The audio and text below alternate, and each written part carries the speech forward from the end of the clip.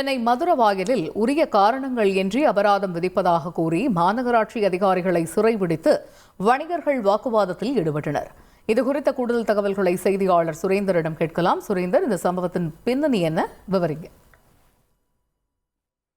சென்னை மதுரவாயில் அருகே காரணமின்றி கடைகளுக்கு அபராதம் விதித்ததாக கூறி மாநகராட்சி அதிகாரிகளை சிறைபிடித்து வணிகர்கள் போராட்டத்தில் ஈடுபட்டுள்ள சம்பவம் இந்த பகுதியில் பெரும் பரபரப்பை ஏற்படுத்தி இருக்கிறது.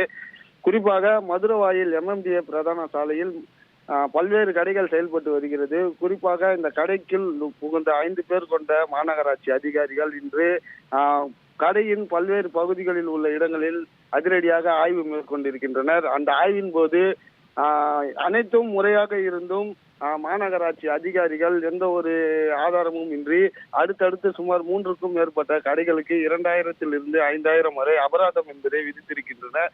இதனால் அதிருப்தி அடைந்த வணிகர்கள் சுமார் 100க்கும் மேற்பட்டோர் மாநகராட்சி அதிகாரிகளை திடீரென முற்றுகையிட்டு அவர்கள் வந்த வாகனத்தை சிறைப்பிடித்து தற்போது இந்த போராட்டத்தில் ஈடுபட்டிருக்கின்றனர்.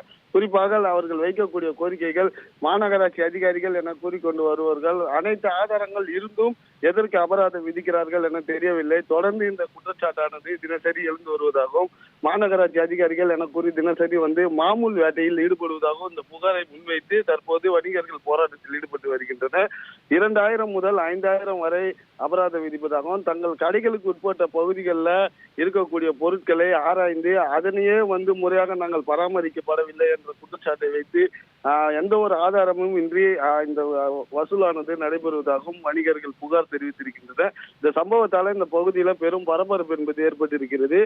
அதிகாரிகளை சிறைபிடித்து போராட்டத்தில் ஈடுபட்டு வந்த வணிகர்களிடம் தற்போது மதுரவாயல் போலீசார் தொடர்ந்து பேச்சுவார்த்தையில் ஈடுபட்டு வருகின்றனர். இந்த பேச்சுவார்த்தையின் அடிப்படையில தற்போது சிறைபிடிக்கப்பட்டுள்ள அதிகாரிகள் தற்போது மீட்டெடுக்கப்பட்டு போலீசார் தொடர்ந்து வணிகர்களிடம் பேச்சுவார்த்தையில் ஈடுபட்டு வருகின்றனர். இந்த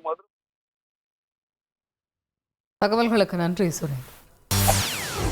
செய்திகளை உடனுக்குடன் தெரிந்து கொள்ள உடனே சப்ஸ்கிரைப் பண்ணுங்க.